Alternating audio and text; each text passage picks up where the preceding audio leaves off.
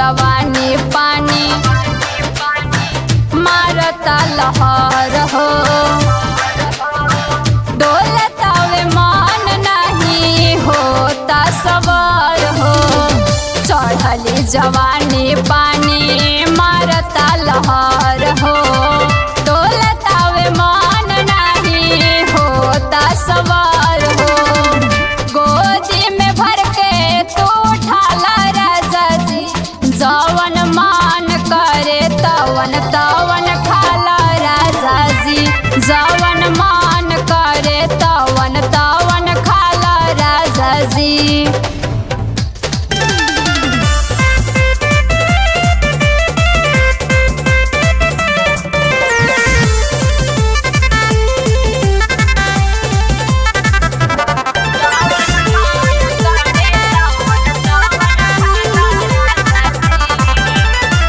रहे छोटे लाल शोभू सखियन से सट के। गुड्डू कमलेश सैया रहता हट के। रहे छोटे लाल शोभू सखियन से सट के। गुड्डू कमलेश सैया रहता हट के।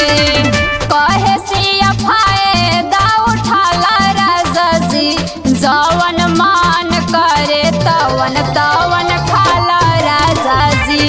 जवन